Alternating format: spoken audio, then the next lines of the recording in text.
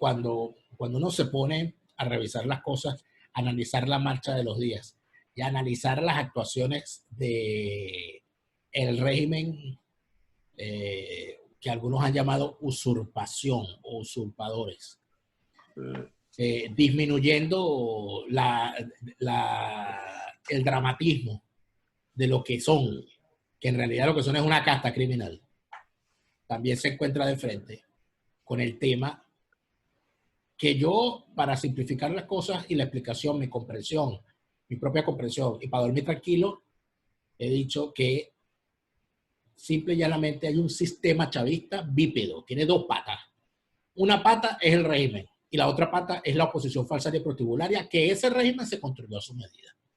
Siendo así las cosas, Alberto, y te agradezco especialmente hoy esta conversación, amigos que nos ven, habíamos empezado, teníamos rato ya hablando por temas que se van a desarrollar fuertemente esta semana.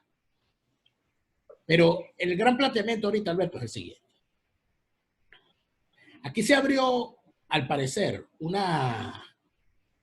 portal, como dicen esto metafísico. Se abrió un portal extraño cuando la oposición, o el G4, que creo que es lo apropiado, el G4, con G de gangsters, porque eso significa esa G, gangster. Los 4 gangsters le pusieron la mano a las empresas venezolanas que están basadas fuera de Venezuela y que el gobierno interino logró demostrar que al ser ellos los supuestos gobernantes legítimos, son los que deben gestionar estas empresas. Entonces hay tres grandes escándalos. Uno, el caso Citgo, que todavía no sabemos. 2, el caso PDVSA internacionalmente, ¿no? La directiva de PDVSA. Y 3, el caso Monómeros, que es una empresa que está en Colombia. Y entonces el asunto es, y es aquí donde va mi pregunta para iniciar esta conversación, pareciera que todavía hay que demostrarle a algunos venezolanos que el gangsterato gobernante y la oposición falsaria y protibularia no se diferencian en cuanto a voluntad de corromper y de corromperse. Son igual de corruptos en todas sus actuaciones. ¿Estoy equivocado? ¿Tú puedes defender a alguien en esto? Para nada, porque sería, si tengo que defender a alguien por decir esto, no será precisamente a nadie. Ya va, aclaremos. Yo defiendo tu posición, que es mi posición desde hace años, como tú lo sabes, y el que se atraviese será por venado, por tonto, por idiota, por, ¿cómo se llama esto? Por cínico, pero hay que echarle, coño, plomo a lámpara. A ver, no se explica este régimen sin la MUD. Desde el primer día. No es ahora, porque está ya el fenómeno de la corrupción visible.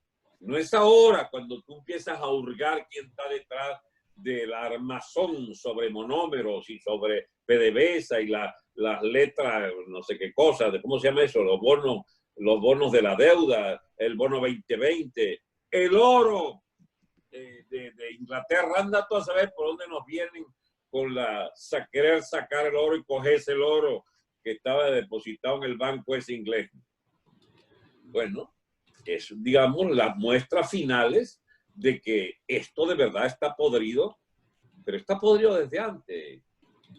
Esto se toma conciencia de ello en los últimos años, por gente como nosotros, pero los mismos nosotros, si éramos visibles hace 15, 20 años, también decíamos estas cosas, solo que no nos entendía nadie. A ver, haciendo memoria, ¿tú te acuerdas cuando empezó la gente a caer en cuenta que la MUD era una estafa? Yo durante años y años estuve solo, íngrimo y solo, con muy poca gente que decía lo mismo. Yo creo que ahora la última Coca-Cola del desierto. Sí, pero esto de haber descubierto hace 20 años que la MUD era una estafa, que era en el mejor de los casos un mito, es decir, una supuesta verdad que si tú descubrías sus interioridades, te encontrabas con un mamotreto de estafadores políticos. Bueno, eso ahora es común. Todo el que quiera, dime. Yo diría que hay dos fechas, ¿no? Dos fechas donde o sea, la MUD fue como una culebra que fue dejando la piel poco a poco hasta que la gente, o sea, hasta que se hizo mucho más difícil para el venezolano común seguirla defendiendo. Una de esas fechas... El ejemplo es muy bueno porque al renovar la piel parecía una nueva culebra y era la misma culebra. Era la misma, claro. Por ejemplo, cuando Capriles mandó a la gente para su casa después de cantar Fraude en el 2013, fue un momento donde la gente dijo, ya va, pero ¿qué pasó aquí? Dani, ¿qué pasó aquí? Perdona que te interrumpa, que cada vez que nombres a alguien, desatas una fuente, digamos. Dani, desde el 23 de enero de 1999, yo sé que Capriles es un estafador. Claro, pero el problema, Alberto, es que tú y yo, los que han estado en política o los que le estamos haciendo seguimiento permanente al tema político, a veces cometemos el error, a mí me pasa muchísimo, de decir, bueno, pero ¿cómo es que tú no te diste cuenta? Bueno, porque es que la gente normal no es como uno. Nosotros somos unos anormales que nos dedicamos a la política a las 24 horas. No, pero te voy a decir, tan normales somos que el 23 de enero mismo yo no sabía esto, que iba a llegar a la conclusión después de que Capriles era un estafador, porque necesité verlo también. Claro. Yo tenía una ventaja enorme sobre mucha gente, que era que andaba para arriba y para abajo con Olavarría. Y Jorge era un tipo que no volaba porque, Dios mío, o sea, que rebaba los cables. Olavarría era un astuto conocedor y analista de la burguesía caraqueña, claro, de la clase política, y el tipo me alertó tempranamente, este muchacho es un pendejo, chico, este muchacho es un pendejo. La cosa es para quién trabaja. Trabajaba para él, trabajaba para el lobby de ¿cómo se llama? De que estaba en Miranda, chico, de Enrique Mendoza. Trabajaba para esos copellanos que no hay manera de descubrirlos cuando están en una posición o en su contraria, porque el lenguaje melifluo que les caracteriza les permite, pues, son muy conciliares, pues, ¿no? Sí, sí. Y allá han salido las más grandes estafas políticas. El llamado social cristianismo, por ejemplo, es algo tan pernicioso como el socialismo a lo largo de los últimos 20 o 30 o 40 años. Pero Alberto, fíjate, te estoy poniendo, o sea, porque de alguna manera la gente lo acusa a uno, ¿no? Lo acusa a uno, no, tiene razón, porque yo sí lo he dicho.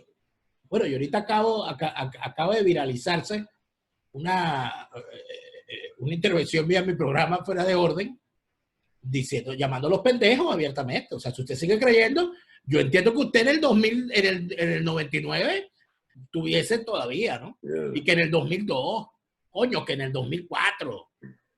Pero hoy es imposible. Hubo una segunda fecha, yeah, Alberto. Hubo una segunda fecha. Ajá. Que fue en el 2014 cuando se lanzaron a la calle con la salida. Porque lo que vendía la MUD, lo que la MUD le vendía y le ofrecía a la gente era la unidad, que ellos eran la unidad democrática, sí, contra el régimen. Y allí, en ese particular evento del 2014, se demostró que esa unidad era falsa, que no había tal unidad, que lo que había en efecto era una lucha de intereses entre unos que querían una vía rápida y otros que simulaban querer lo mismo, pero por otras vías. Ya, pero pongámosle nombre y apellido. Bueno, la tesis de ir por la vía lenta era la de Capriles, pero segura de tener el consenso de los grandes cacaos de Venezuela, y la vía rápida era Leopoldito. Sí. Que estaba queriendo agitar la calle y la salida y la cosa con Leopoldo, María Corina y Ledesma. ¿Ok? Es importante, bueno, es importante que no se nos olvide ninguno. Pero entonces ya teníamos una posición tomada. ¿Y por qué no sé? ¿Por qué? A ver, ¿por qué uno toleró, digamos, diferenciarlos? Esa es una cosa interesante. Uno ahorró a María Corina el mal rato de que era parte de la misma peste política. Y sin embargo, sobre todo por el acompañante Adeco, el tal, ¿cómo se llama? Ledesma. Yo nunca he podido creer, porque es que cuando tú vas al análisis preciso de esos personajes, te das cuenta que la primera víctima más fuerte de Chávez es el propio Leopoldo, al que lo veta como alcalde de Caracas y lo saca del juego. ¿Y a quién pone? Ledesma, el gran beneficiario, chico, de la capacidad de veto de Chávez, de quién debe representar o no la oposición. Hasta ahora, muy recientemente, que entonces Maduro ha resuelto que, bueno, Leopoldo ha pasado muchas pruebas, pues, y merece representar la oposición. Y ahora le puede ir mal un poco porque andaba en la operación más oscura de todas, que era el golpe del 30 de abril. Que anda tú a saber si no era un golpe también de Maduro, puesto que estaba su jefe de ¿cómo se llama?, el Tribunal Supremo y su jefe de la Fuerza Armada. Los dos más maduristas que tú puedas conseguir eran esos dos personajes. Y entonces Leopoldo se entendía con Padrino y con el tipo ese, pero a última hora ellos se echan para atrás por orden de Maduro o porque Diosdado les echó a perder la vaina.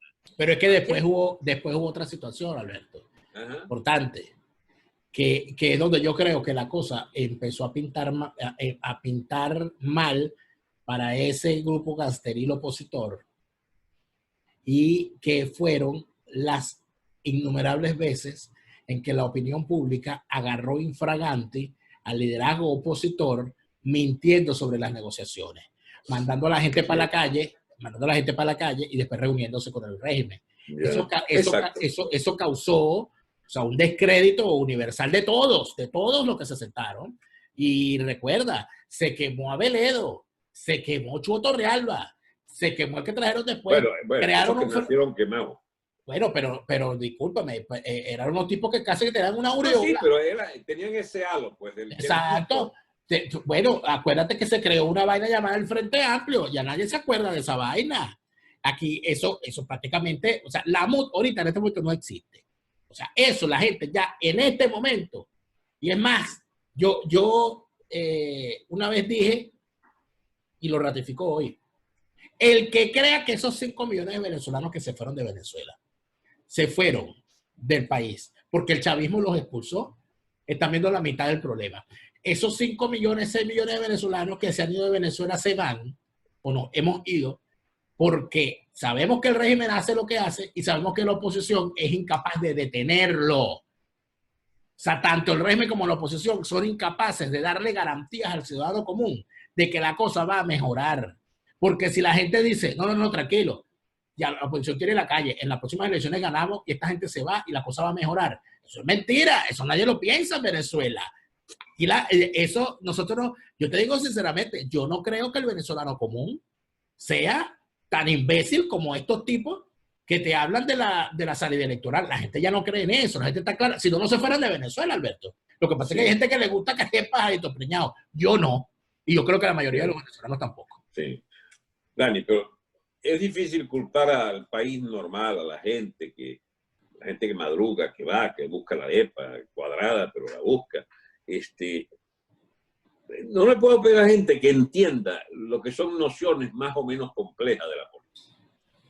La noción compleja de que se iniciaba un nuevo régimen con Chávez me permitió a mí, perdona si es pedante, bueno, mala suerte, yo entendí lo de los regímenes políticos mucho antes de llegar Chávez al poder. Y cuando llega Chávez veo que empieza un plan de desmantelar el régimen anterior.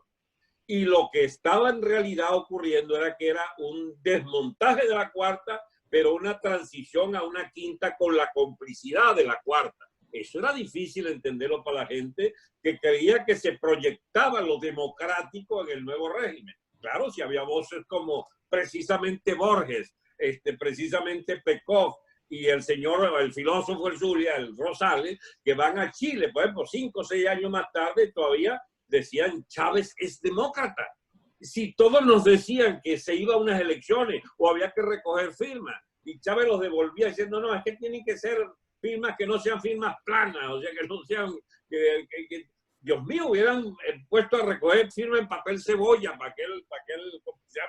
para aquel revocatorio del 2004. Es que tampoco lo hubieran creído, porque no sabían a su vez que lo que se pacta en 2003, cuando es psiquitrillada la huelga aventurera, porque es una huelga aventurera, el paro indefinido no es malo en sí mismo. El paro indefinido es haberle dado un objetivo tonto y tramposo como exigir unas elecciones o lo que fuera, porque tú entrabas en el rodamiento, en el engranaje de lo que el régimen podía soportar. Cuando ese paro que se prolonga 2 meses como paro indefinido, los que entendíamos de aquellos temas, sabíamos que es un paro indefinido, una huelga general política, en este caso, chicos, tú tienes que hacerla en 3, 4 días y pasarla a huelga insurreccional si de verdad quieres derrotar a un gobierno. Cuando tú juras, digamos, lealtad a la democracia y a la perspectiva electoral y a todas esas pendejeras que fueron agregándole a aquel paro eterno, chico, que solo podía arruinar a los que tenían que trabajar para comer. Bueno, sencillamente, chicos, tú entrabas en el juego del régimen de desgastar y de reventar aquello. ¿Cómo será de cierto lo que estoy diciendo? Que el paro de abril, 7, 8 meses antes, 10, 11, 9, 10, 11, ya el 11 se iniciaba la insurrección. ¿Por qué? Porque íbamos a Miraflores. A ir a Miraflores, bueno, el que lo entiende es Chávez. Mire, el presidente, viene la gente, van a quemar vivo aquí todo el mundo en esta vaina, tiene que irse. Y Sucre, aquel general, ¿te acuerdas que era el cercano a Chávez? Le aconseja y viene Rosendo, que hasta el día antes se había metido en un tanque que no podía salir de la barriga, ¿te acuerdas? Bueno, entonces aconseja a su amigo Chávez que hay que irse y se va y derrota aquel movimiento insurreccional que empieza a ser insurreccional porque se va a Miraflores precisamente. Bueno, esa experiencia, chicos, uno la conocía, la sabía. A mí que no me echen cuento, yo había estado como en 10, 20 crisis políticas de otros países y sabía de qué se trataba todo aquello. Pero en todo caso, la gente no había manera, chicos, es que no hay manera hasta que no sufren las consecuencias. Tuvimos que esperar 16 años, 15 años, chicos, para que la gente entendiera que era una manga de traidores y de vendedores del alma, de la gente común y corriente, de los pobres ilusos venezolanos que le habían vendido el mito de la democracia. Pero lo más grave, Dani, todavía hay gente que compra ese discurso. Todavía hay imbéciles que creen que la salida es electoral y es pacífica y es institucional. Bueno, el que le diga eso sepa que es un estafador. Es un estafador. Y un estafador. Y ahora en nombre de la sociedad civil, que la sociedad civil tiene que presentar candidatos. Esos son otros estafadores. Bueno, cuesta decirlo a veces porque la gente no entiende esas cosas. La gente no lo entiende, pero uno podría pensar que la gente del común, ok, mira, no tiene suficiente información del asunto, mucho más en la Venezuela de hoy. Hay mucha gente que te dice, bueno, para ponerte una idea, hay gente a mí, Alberto, que todavía hoy me escribe por las redes sociales algún extraviado, ¿no? Me dice, hola Daniel, yo te escribo de parte de mi mamá, o de parte de mi abuela, de parte de mi papá, o de parte de mi abuelo, que ellos escuchaban tu programa en Radio Caracas y quieren saber qué está pasando con la emisora que no se escucha más. Porque los medios de comunicación en Venezuela, Unión Radio, FM Center, todavía no le han informado a su audiencia que Radio Caracas Radio fue cerrada el año pasado. O sea, tú sabes lo que eso significa. Eso es para darte un ejemplo de lo que significa la restricción de la información. Pero, como te digo eso, te pregunto lo otro. Pero las élites, chicos, los empresarios, la familia, los famosos amos del Valle, ellos tampoco sabían nada. Mira, Dani, tú perdona que te cuente una anécdota muy importante para mí, porque eso explica alguna de mis más notorias conductas. Corría el año 2001. 2001. Yo venía de ser, 6, 7 meses antes, la voz más conocida de la oposición venezolana. Había sido constituyente y era una de las 4 voces, pero 2 no se oían mucho. La Barría y la mía eran las que, digamos, escuchaba el país entero como la oposición frontal a Chávez. Bien. Y a mí se me mete en la cabeza, hay que construir un nuevo partido, prisionero como lo era también de la ilusión democrática, de la perspectiva electoral. Y entonces, me doy cuenta, bueno, que para hacer aquello se necesita dinero. Por intuición natural, los reales, ¿dónde están, Dani? Los reales están en los bancos, en los dueños de los reales, no en el bolsillo de un agricultor, de un, ¿cómo se llama? Un propietario pequeño de una finca y de unas gandolas que yo tenía, etcétera. Esto necesita son millones. No habían fundado Primero Justicia. A mí se me ocurre lo de Primero Justicia sin llamarlo así, porque hago una ronda con la alta élite caraqueña de explicarles cuál era mi plan. El plan es constituir un partido sin Adey Copey, distinto a Adey Copey, que sustituya a esta gente que ya no merece la confianza de la mayoría. Ese partido deberá nacer con toda una capa de, ¿cómo se llama?, de gente sin mácula, de nuevas caras, etcétera, etcétera. Bueno, y bueno, sí, Francesco, vamos a estudiar las cosas, etcétera. Mira, me llegaron a ofrecer en las cuentas que me decían que podía tener abiertas, etcétera, más de $1.000 millones, más de 1.000 millones de bolívares. Te estoy hablando de 100, 200 millones de dólares de la época.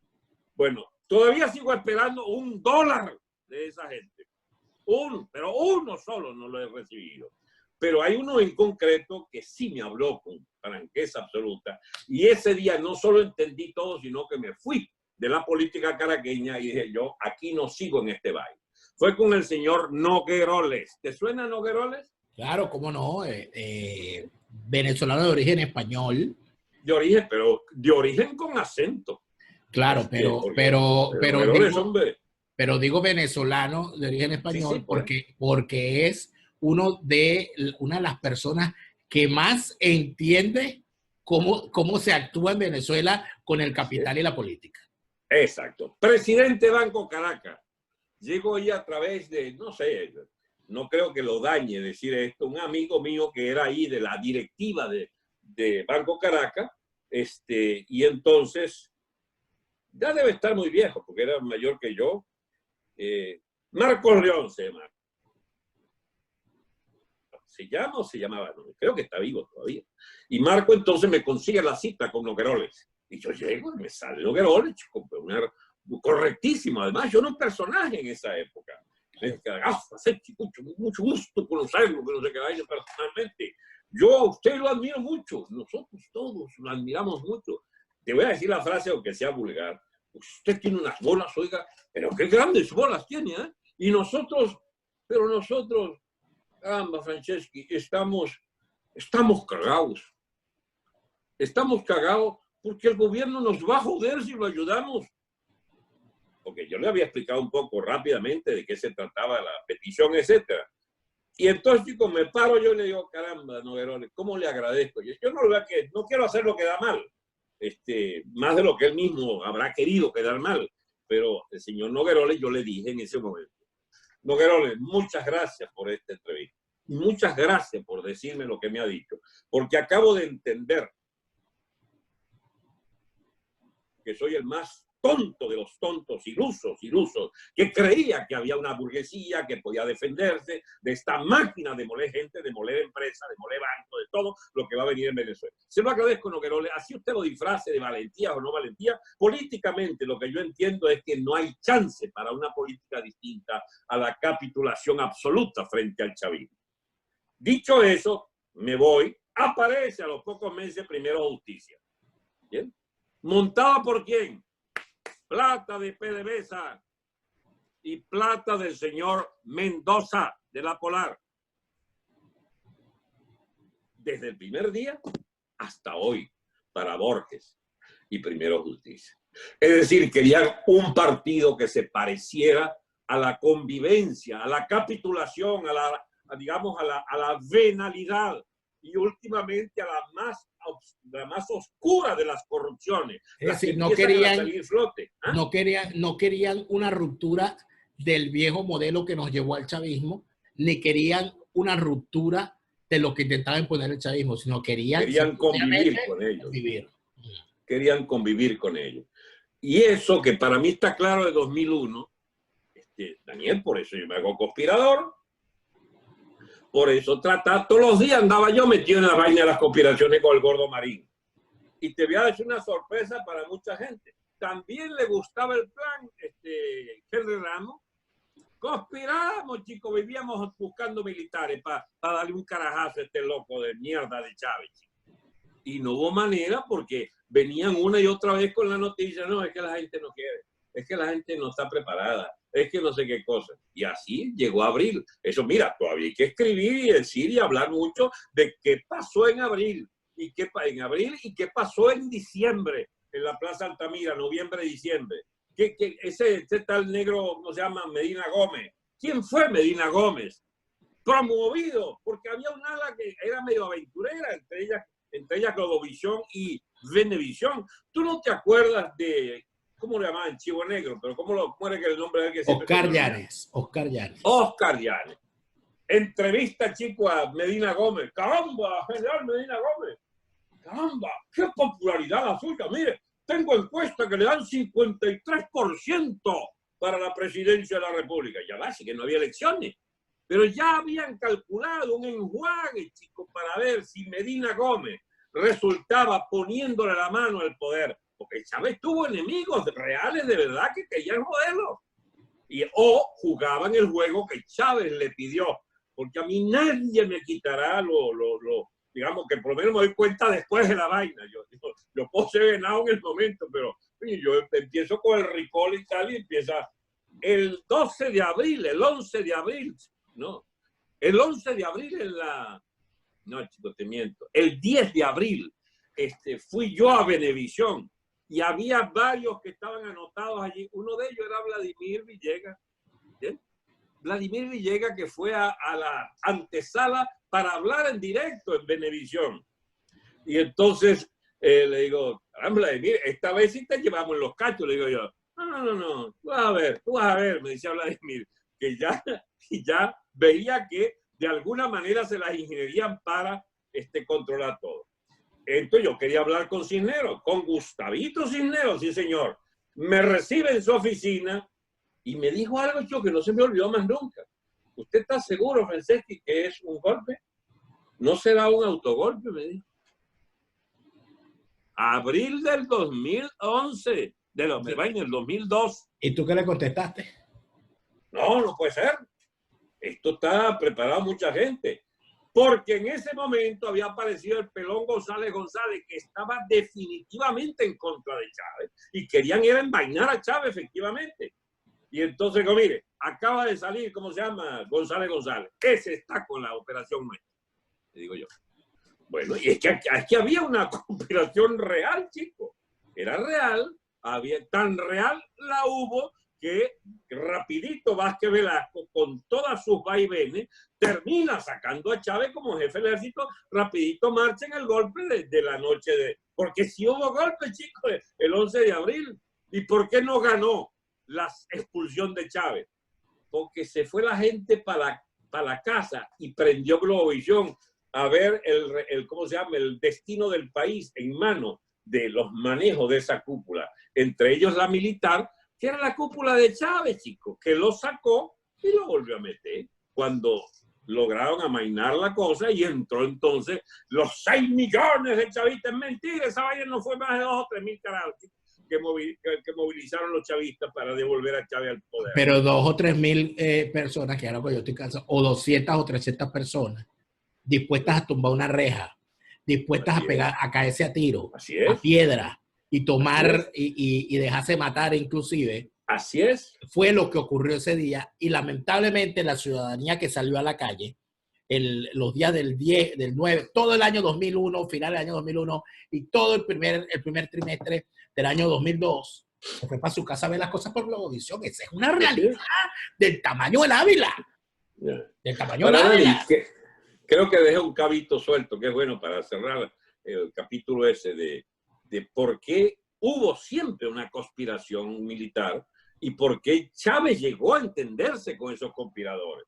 Todos los cuentos que hay de la propia, digamos, escenario allí de Conejo Blanco, Fuerteventura, esa noche, ahí están todas las posiciones, los que le querían meter un balazo a Chávez en la cabeza, los que no abogaban por esperar un poco, la moqueada que le echa Chávez en la sotana ¿cómo se llama? De Porras, la ambivalencia del cardenal, todo eso está allí, esa misma noche, esos mismos días. Entonces, esta comprensión de que estábamos frente a un régimen que no abandonaba la escena, que eventualmente quería ser desplazado o al que le querían arrancar concesiones que no, finalmente no se dieron, y que Chávez logra derrotar políticamente con el autosuicidio, como decía Pérez, de la huelga de noviembre, de diciembre, enero, porque es al cabo de 2 meses. 2 meses de una huelga que financiaba, ¿sabes quién?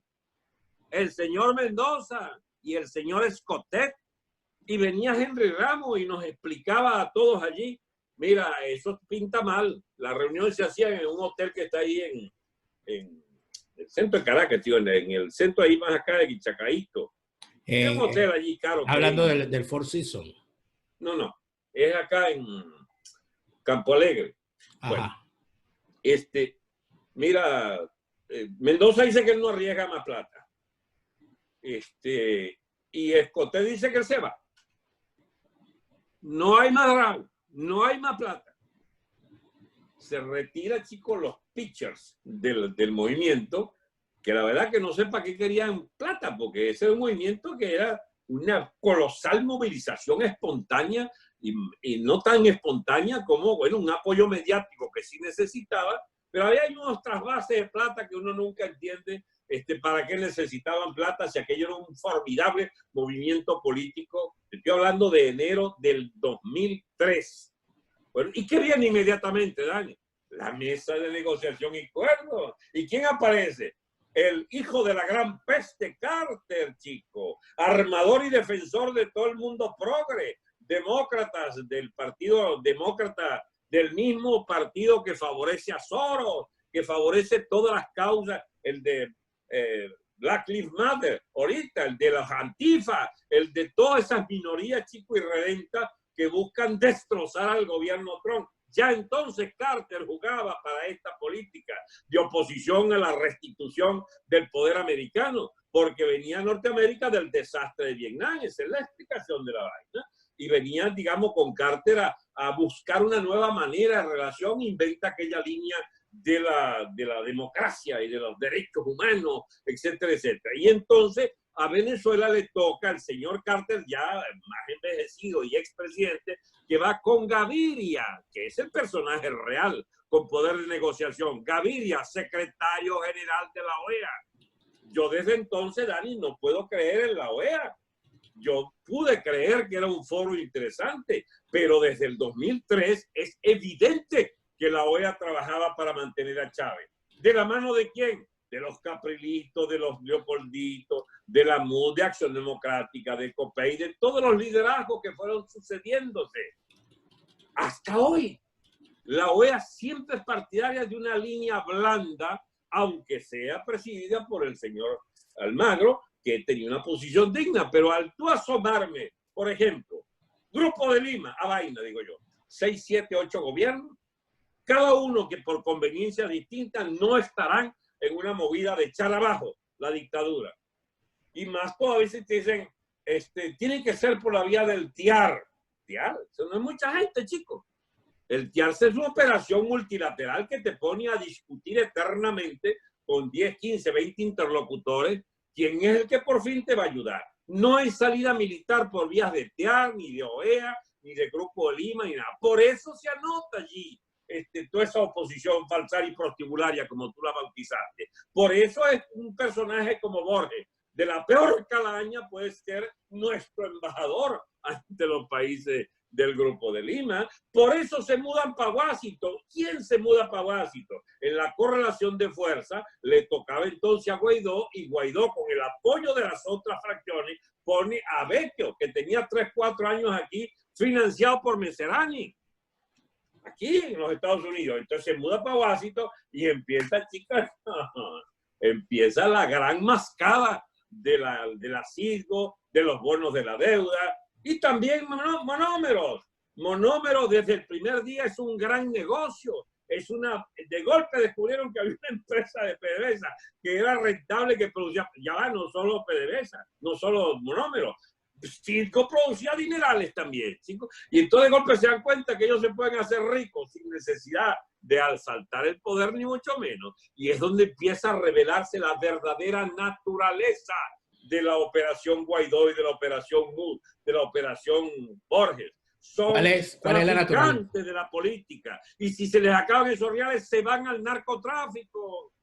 Porque ese es un botín común de estafadores de la deuda, de estafadores de bonos, de usurparle propiedad a los venezolanos, del tráfico Cadini, dólares o lo que lo sustituya, y del narcotráfico, que es el alimento último de un régimen como el venezolano.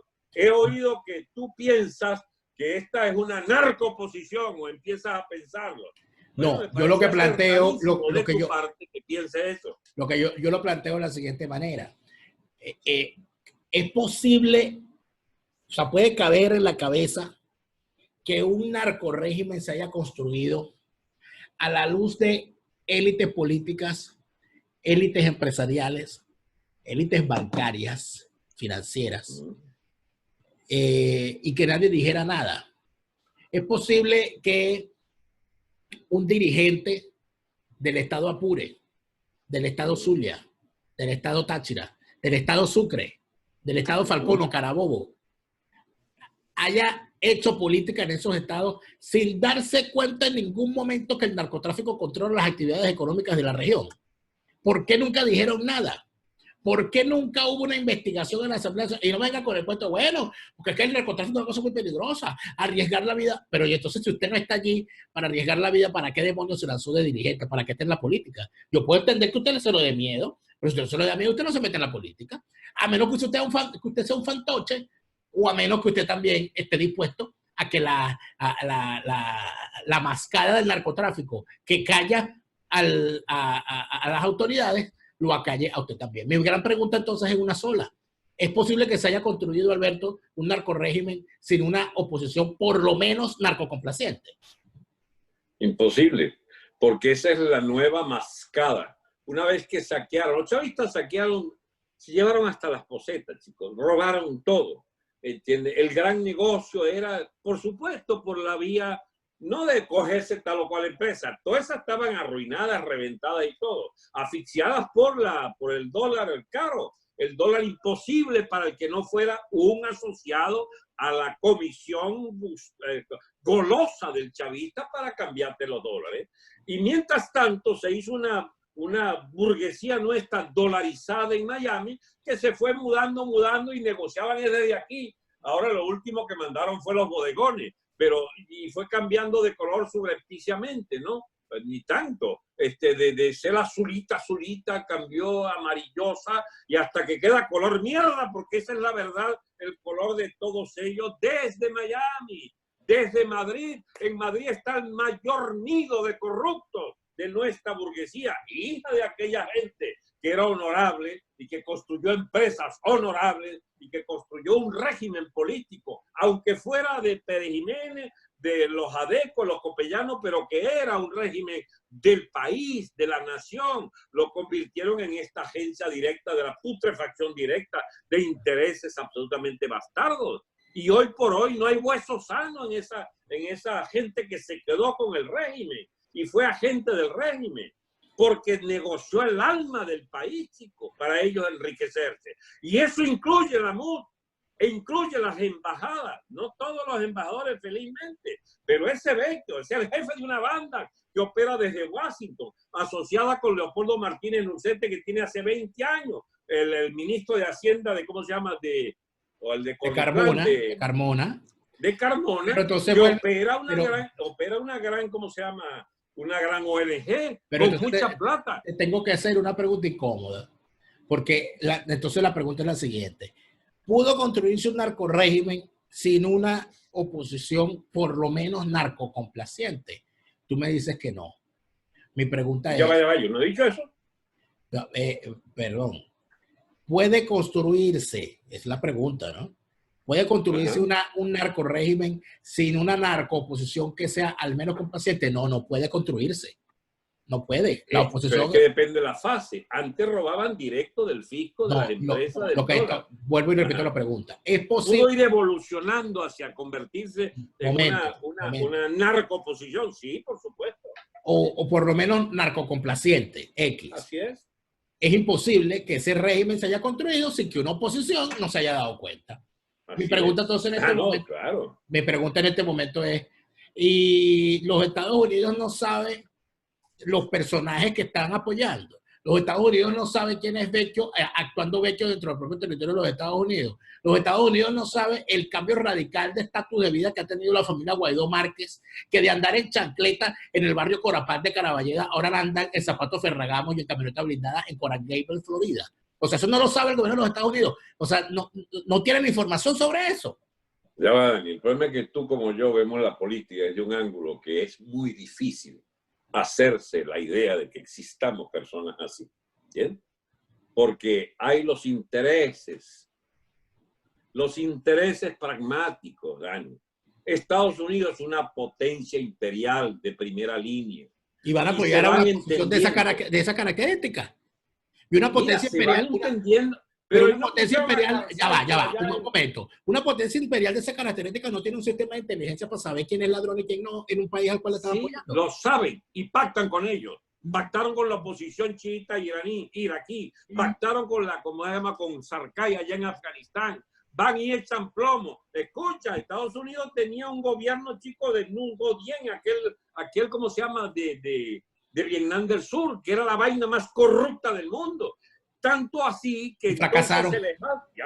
Tanto así que se les alzó y la CIA los cepilló. El golpe de Ngo Dien termina con el asesinato de Ngo Dien, pero los que llegaron fueron peores. Nguyen Van Thieu y el Nguyen Cao Ky eran a su vez militares hipercorruptos. Estados Unidos se mueve con los materiales que le brinda la realidad. Si los venezolanos solo podemos ofrecer bosta en la dirección, hay la bosta chavista que después terminó siendo incómoda para Estados Unidos, pues pese a que sí coexistió con ella. Pero Dios mío, ¿tú te acuerdas de Maisto, chico? A Chávez hay que ver lo que hace, no lo que dice. No, ver acá, me acuerdo de Maisto, me acuerdo de Donna Reinack, me acuerdo de Charles Shapiro.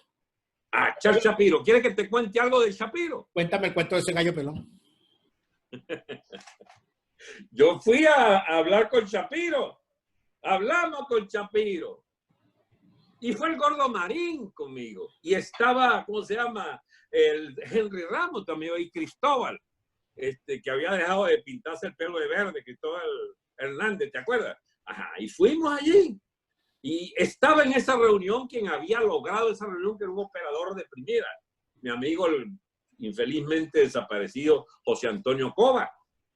Esa reunión, después fue que entendí con los años que el tipo le irritó mucho que lo obligáramos a hablar con nosotros el sábado. Es que es judío, el Shabbat se respeta. No. Entonces apareció en chancletas en la propia residencia ya, de chores y tal.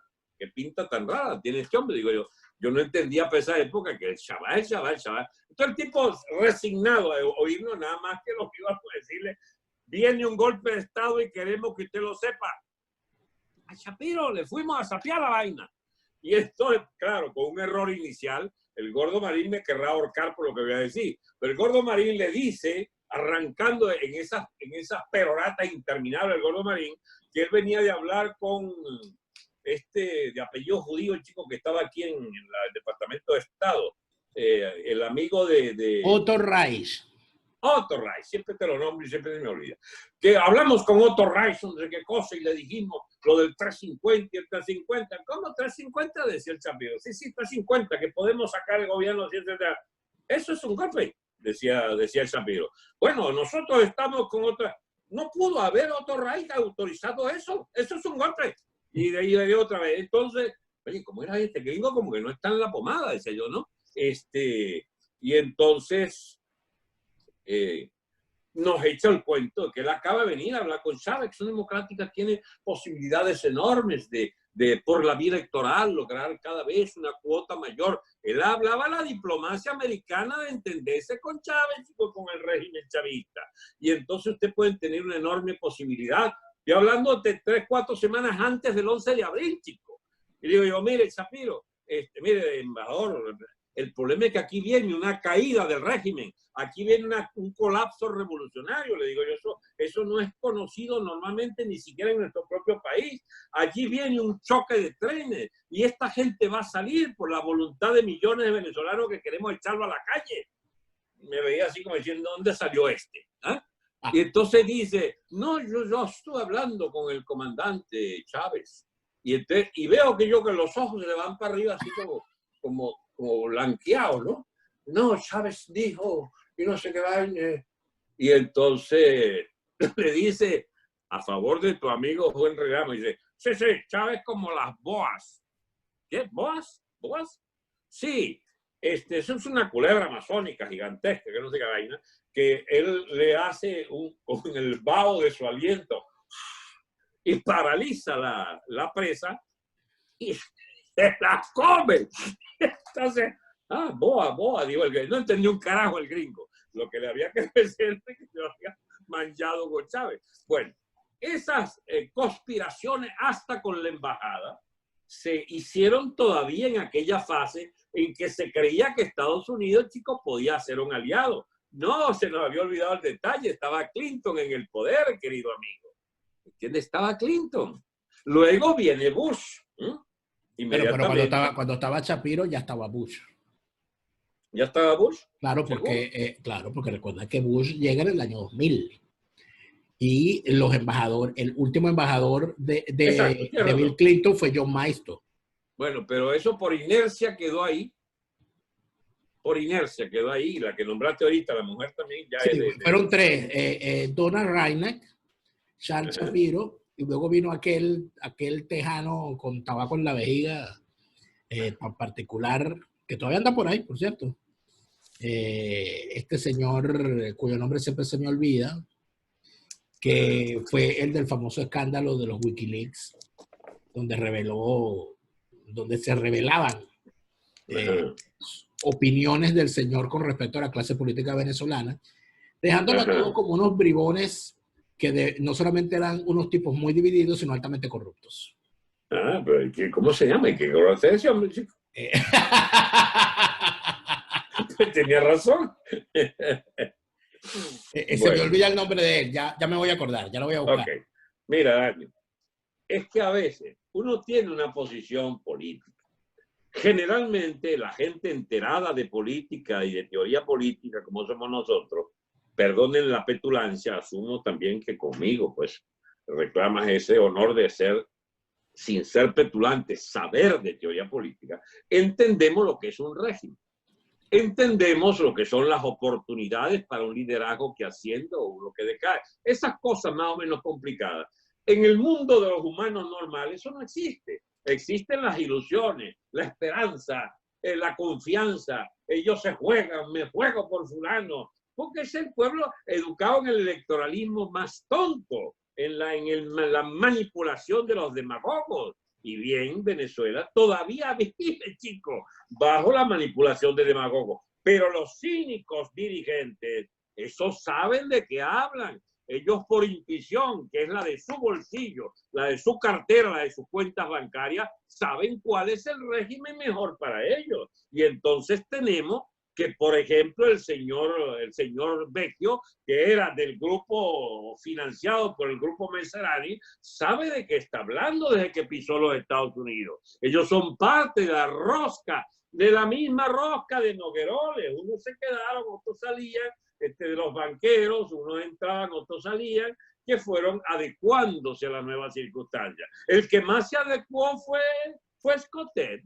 y construyó el emporio bancario más grande del país. Escotet, que es un caso paradigmático que debería ser estudiado en las escuelas de negocios del mundo, de cómo un hombre pasa en 30 años de ser el office boy de Orlando Castro a ser el hombre más rico de Venezuela según la lista Forbes, superando la riqueza de los dos previos participantes de la lista juntos. La riqueza, la fortuna de Juan Carlos Escotet está tasada por encima de la fortuna de Gustavo Cisneros y de Lorenzo Mendoza juntos. Y eso lo logró Juan Carlos Escotet en el mismo periodo en el cual el país entero quebró. ¿Cómo se explica esa vaina? ¿Cómo se explica eso? Por eso es que yo lo que te digo es que la cosa es peor. Y hoy me lo ha ratificado. Es que aquí el que está pensando que el problema es político, está viendo menos del 10% de la realidad. Aquí estamos hablando de que hay que hacer Bueno, yo digo que no quiero utilizar las palabras equivocadas para evitar el látigo y la guillotina de la censura. Pero aquí lo que hay que hacer es una real depuración completa de Venezuela a todo nivel, a todo nivel. Así es. Porque, Alberto, el ánimo con el que un banquero se pone del lado del régimen para que le caigan los reales del control cambiario a su favor es el mismo ánimo de la vieja malandra del barrio que se mete en el club a someter a sus vecinos por la cajita con la comida.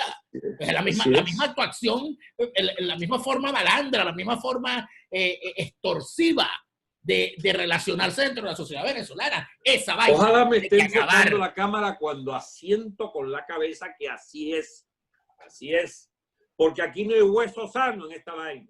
Mira, ¿cuál es mi gran diferencia con los llamados de la alta burguesía? A ver, el señor Escotet debe dejarse limpio y preso. El señor Mendoza no va preso. No lo dejamos limpio.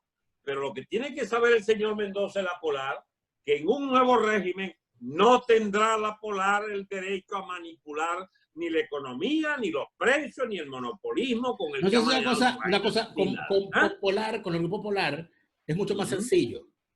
Porque ponerlo a competir, que vengan otros. Que vengan otras harinas, otros arroz. Ábreme el mercado. Pero además de eso, Alberto, ya para concluir, yo creo que una de las únicas cosas que yo acepto del ejemplo que aquí pone buena gente, el modelo sudafricano de transición y vaina, lo único que yo les aceptaría es que hay a unos tipos a los que hay que juzgar internacionalmente y llevarlos presos por los crímenes de lesa humanidad. Pero hay otros que sus crímenes han sido de lesa patria, que sus acciones han sido de una lesión social gravísima. Deberían ser fusilables.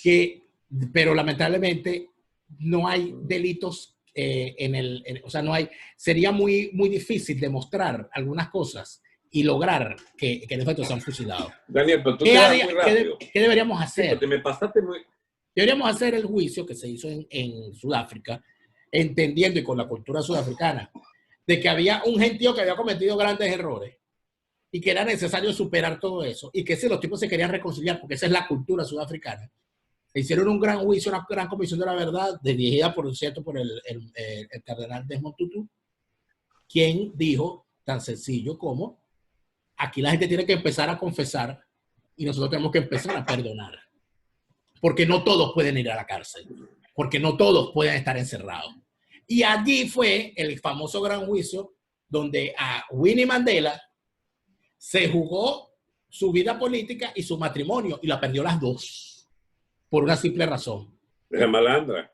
Porque se negó a confesar el daño que había hecho. Yo recuerdo cómo Desmond Tutu se quitó los lentes y le dijo: Winnie, todos aquí entendemos lo duro y lo difícil que ha sido para ti este proceso. Quizás eres la mujer que peor la pasó en todos estos años. Todos vamos a entender. Pero por favor, necesitamos. Y la tipa no lo hizo, no lo admitió. Y fue condenada por la sociedad. Pero la sociedad dijo: bueno, pero esta mujer está mintiendo, esta mujer, ¿cómo se le ocurre? O sea, ¿qué le cuesta decirlo? Si nosotros lo vamos a entender. Eso hay que hacérselo a más de uno.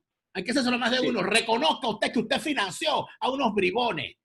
Reconozca usted que si quizás me puede decirme cualquier empresario. Bueno, pero mira, yo no sabía que esos eran unos malandros, ¿vale? Yo pensaba que ellos de verdad estaban haciendo oposición. Bueno, díselo al país. Dile al país que tú de buena fe financiaste a Primero Justicia, Lorenzo Mendoza. Díselo de buena, de repente fue de buena fe. De repente alguien pensará, eso fue de mala fe.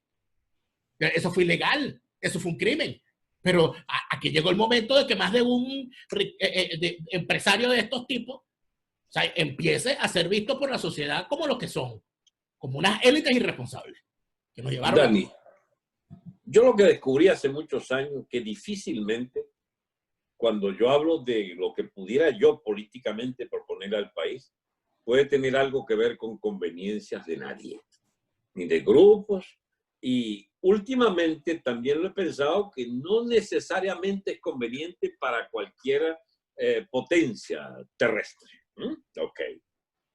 El señor Trump es el único chance que yo he visto que nos ha posibilitado observar que desde un ángulo de intereses de la alta élite norteamericana, precisamente porque él le ha caído a hachazos al establishment norteamericano y al establecimiento de todo el Washington, el Partido Demócrata y toda esa varilla, lo previsible es que Trump llegara a la misma conclusión nuestra. Esa oposición de mercachifles y corruptos que me han mandado a Washington tampoco pueden merecer nuestra confianza. Pero él mismo lo engañaron, como lo han engañado los Estados Unidos muchas veces. Porque esos tipos son, parece mentira que gente con que tiene el botón nuclear, chico, en sus manos, sea ingenuo también. Y yo no creo, yo no creo que sea ingenuidad, sino que yo creo que hay algo. O conveniencia, suponte tú. No, y voy más allá. Incomprensión cultural, Alberto. Es más pues muy bien. Más duro de lo que creo. Daniel, mira, es que he descubierto que cada vez, ¿sabes por qué yo me paro en seco? Porque cuando tú empiezas a hablar, escúchame, la ventaja del entrevistador que emite la señal es que su voz pasa a ser dominante. Entonces yo cada vez que sigo la frase que siga, después de la tuya, no, ya ganó la tuya, y entonces quedo yo gesticulando en el aire. Bueno, está bien. Te doy los 2 minutos finales para que hagas el cierre de esta conversación que hemos tenido, que debo confesarte, ha sido una de las más satisfactorias para mí de las que he tenido contigo, sinceramente. Eso se lo dices a todos. No. No. Está bien, chico, estoy mandándote gallo. No pierdas el sentido, Daniel. Mira, a ver, ¿qué es Trump? Es un cambio drástico, histórico, una cosa nunca vista en la élite norteamericana que busca por primera vez en décadas barrer la corrupción. Mira, da grima lo que se está oyendo detrás del Obamagate y detrás del escándalo del millonario Einstein ese y su isla en el Caribe. Ahí hay cosas más que uno no sabe ya si pasamos a un mundo de fantasías macabras o si todavía se mantiene alguna sindéresis política en esos análisis de las corruptelas de lo que fueron capaces esta gente. Lean, yo no voy a repetir acá porque no me consta nada, pero los jueces norteamericanos, que son de una raza especial, son gente escogida de por vida, de acuerdo a la conveniencia de leyes muy estrictas para seleccionar un juez de la corte. Todos esos juicios van a llegar a la corte. Y así como Clinton tuvo que pasar durante el impeachment, ¿entiendes? Por esos jueces especiales que determinaron, sí, la de Wiki hiciste cosita que no ha debido con la cosa y se salvó el vaina, ¿entiendes? Bueno, cuidado si ni Obama ni la Clinton se salvan ahora de esta máquina de verdades que están saliendo donde está en juicio también la gran prensa norteamericana y las grandes cadenas de televisión, las tracalerías de CNN, las tracalerías de varias de esos grandes pulpos mediáticos, y cuidado si las tracalerías de los Twitter y los Facebook y de toda esta parranda, ¿entiende?, de convencionales adoradores de la libertad de opinión, siempre y cuando no les afecte su interés. Pero esto es largo, esto pique y se extiende, Dani. Este es el tema más suculento que tú has planteado en años porque hace a la naturaleza de los problemas. Sí. ¿Cuál es la naturaleza del problema venezolano? Tenemos una élite inservible y corrupta que se hizo narcotraficante. Y eso no es de ahorita, Dani, eso viene de antes. ¿Tú no te acuerdas de la discusión sobre si la fortuna de Banco Latino y la fortuna del señor Gustavo Cisneros tenía su origen en el narcotráfico? Claro, tempranamente, en el narcolavado? Claro, fue un gran escándalo en su momento, que se atribuyó a la guerra sucia y tal, y todo aquello, pero es que Dani, vuelve la gran pregunta. Si no me das la palabra, me va a dar un ataque aquí de angustia. Dani, ¿tú no te acuerdas de la acusación de AD a Copey y de Copey a AD de ser financiada por enormes capitales del narcotráfico? Y la única frase feliz que yo le conocí a Teodoro Pekov: si lo que dice AD de Copey es cierto y lo que dice Copey de AD es cierto, ninguno de los dos tiene derecho moral a dirigir este país. Habría que agregarle. Y si lo que hizo Pekov y lo que hizo el MAS y lo que hizo los famosos socialistas, si es verdad la quinta parte de lo que hemos visto bajo el chavismo, menos todavía tienen derecho moral esa izquierda pestilente a dirigir el país, más nunca, ni en ningún otro país, porque es que hemos sido, chicos, derrotados históricamente como nación, porque eso es lo que está en juego. Y esto abre 10 programas si quiere. Nosotros no nos jugamos solamente que dejó de existir el Estado venezolano como lo conocimos en 2 siglos, sino que la nación venezolana en su integridad puede estallar y nuestro territorio ser codiciado por 10, 15 potencias, 10, 15 socios que vienen de los más diversos orígenes del narcotráfico, entre otros, para coger ese medio país. Lo que estamos es por el derecho a sobrevivir como nación y como Estado, que hay que reconstruirlo para poder sobrevivir como nación política. Pido la palabra, señor presidente. A mí se me acaba de ocurrir algo como ciudadano indignado. Así como hay un militar felón al cual se le expulsa de las Fuerzas Armadas y nunca más puede ejercer como militar, así como un político que ejerce el poder en contra de la ciudadanía, se le puede inhabilitar de por vida para que nunca más ejerza como político ni como administrador de la cosa pública. Asimismo debería haber una fórmula para evitar que un empresario del sector que sea y que se haya puesto en contra de los intereses de la nación pueda seguir ejerciendo como empresario. Y yo creo que Venezuela es una muestra de eso. Un banquero, chico, que se haya puesto al servicio del régimen para pasar de ser un banco de tercera categoría a ser el hombre más rico del país. O sea, ¿cómo pasa ese señor tan tranquilo? No, es que no puede nunca más ejercer como tal. Debe ser vetado del sistema financiero mundial, chico, y perseguido por lo que hizo. Dani, necesitamos un cierre suficientemente sólido para que quede pendiente este asunto. Dani, lo que viene, por supuesto, no es ni elecciones ni cosas de cúpula, nada.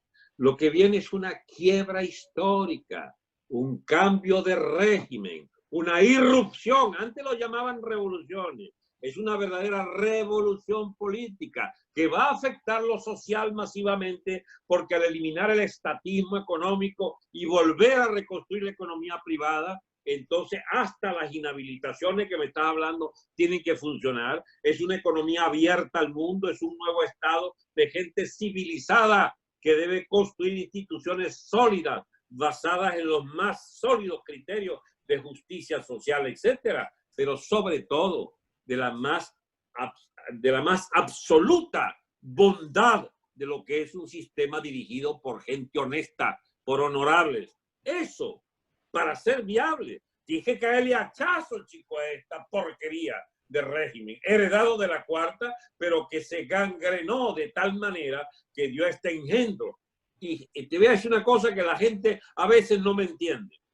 Y Chávez era la peor cosa que nos podía suceder hasta que llegó Maduro, su criatura, y convirtió a Venezuela en este estercolero, chico, de nación.